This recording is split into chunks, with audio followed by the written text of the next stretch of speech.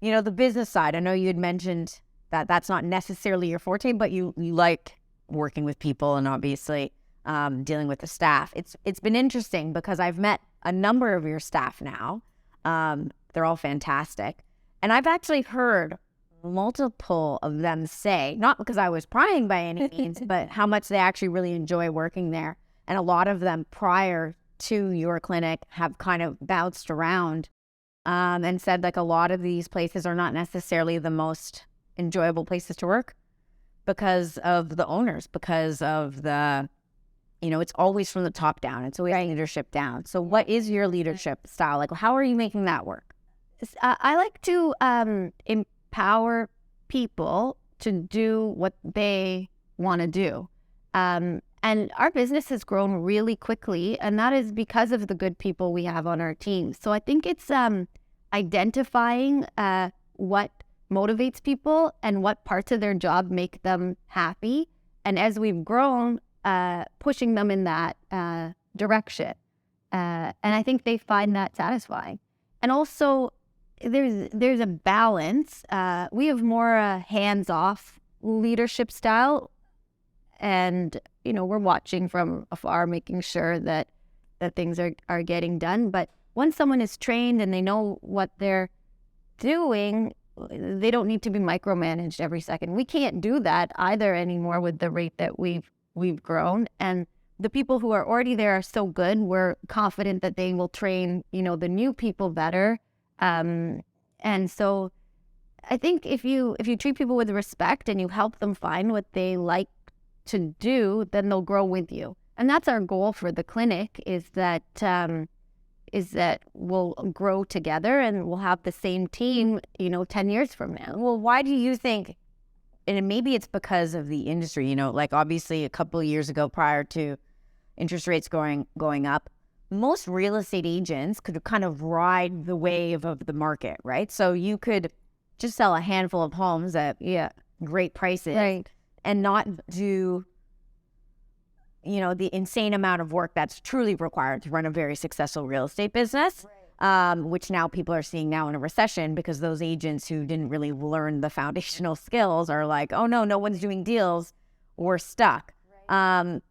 And so I feel, obviously in your industry, like as it becomes more and more popular and becomes more accessible to the average person to go and get some of the procedures and treatments, you can ride that wave, right, a little bit. But you guys are expanding at such a rate that I know it's not just attributed to the market. Like they have huge, your space is massive and you have 2 spaces, right? And the second space is opening any day now. And so there's going to be 2 full operating rooms and hair transplant, and some of the lasers and machines will be over there. We're over there. Like, it's really amazing. What do you attribute most of that success to? Are you guys just like, are you on offensive mode? Is it the people? What do you attribute all this success? It's a combination of everything. Like, honestly, we're working really hard. Like, we spend a lot of time working, and we've built a really good team that we trust. And I think we have so many great doctors who are working with us too, and people want to come see us, and they tell their friends, and that's really what's happened. We've done really, like, we're thinking about now about external advertising, but we've done no external advertising. Referral. Yeah, and it's exactly what you said earlier. People come to us for one thing, and then they say, hey, you do all those other things, and they had a good experience. So, and they like that they can do everything with us. They're medical, they're cosmetic, and most of our patients stay with us, and they continue their journey with us, and they know if they have a medical issue, we'll be able to help them out. If it's cosmetic, we can help them out. If it's surgical, and then they tell their friends and family. So it's really nice now. Like, my days now, I get to see a lot of the time my patients that have been coming since the beginning and their friends, and it's built a really nice clientele. Well, last time I was there, you had come in to see me. You said, I'm sorry I'm a little bit late. Not that you're usually late, but you were a little bit late because your previous client, I think you said, was your neighbor growing up, or right? Does that make sense? So it's like, it goes to show, you treat people, or maybe not growing up because you would have been in Winnipeg, but no, it was. Some sort. Okay.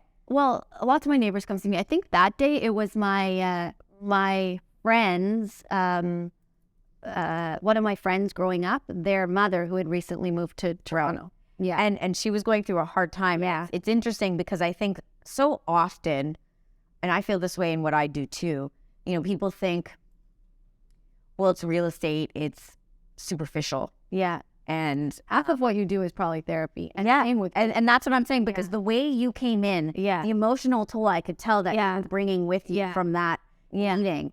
You know, we had a moment because you upset at the time, and and I was like, are you kidding me? Like, you do have to put things in perspective, which is like, I know, I'm sorry, I'm so sorry.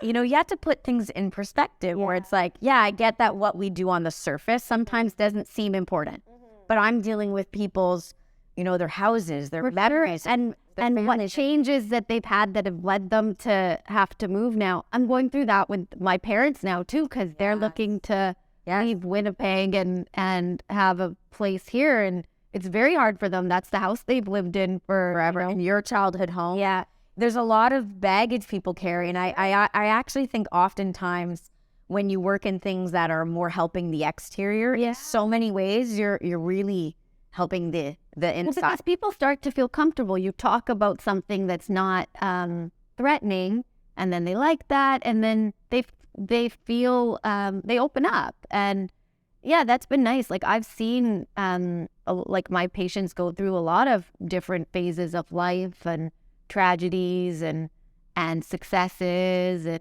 deaths and divorces and all the human things that people go through, and it's a privilege that people confide in. I'm sure sometimes it's hard because you're dealing with your own shit too. You're like, geez, you know, I don't have time for this today, or I know, it's like, okay, now I'm an hour behind, but you know, people